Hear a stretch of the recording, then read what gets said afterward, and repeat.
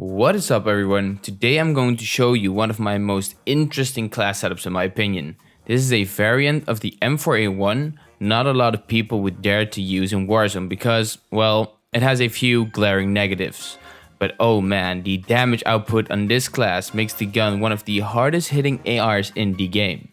I saw a couple of other builds that look like this, but I have one major difference than most other setups. But before we go into the class setup, if you enjoy these class setup videos, please consider leaving a like and subscribing. It would mean a lot. And now onto the max damage class setup. I'm going to start with the most important attachment for this build, the .458 Socom 10 round max. This will increase the damage enough to be able to 3-shot fully plated enemies and 2-shot almost everything below that. The range also increases a lot. The fire rate does decrease a little, but the higher damage will negate that. Of course, the glaring downside in this class setup is having only 10 in the mag, and of course, that is a bummer. That's the only big downside, and I have found a solution to this problem.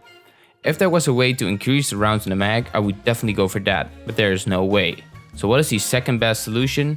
Increasing the reload speed. So on to the next attachment, Slate of Hand. Slate of Hand will increase the reload speed with almost 30%. This means that you will have a very fast reload and you will be able to get back into fights as soon as possible. This is the only way to make this class setup viable. Now on to the next attachment. For my muzzle, I choose the monolithic suppressor. This will increase damage range and add sound suppression. This will make the M4 even more accurate from range.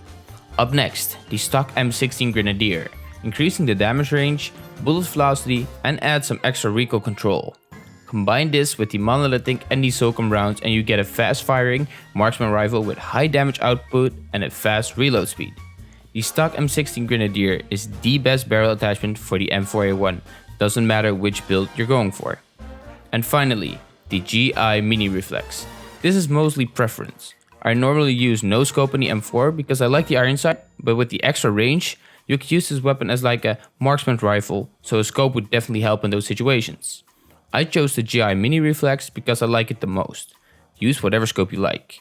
I will also recommend the VLK 3x optic if you want to get something with a bit more range.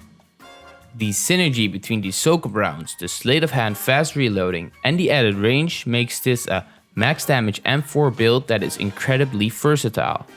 If you do think having only 10 in the mag will put you at such a disadvantage, I would suggest running overkill and using an SMG as a secondary.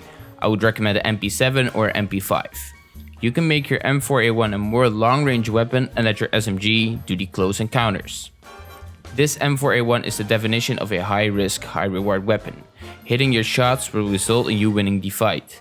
The hardest part is managing the reload and keeping yourself alive whenever you get in a reload situation. If you get that part under control and you hit your shots, this M4 is a monster and people will not know what hit them. And if you have a different M4A1 Socom build, please let me know in the comments.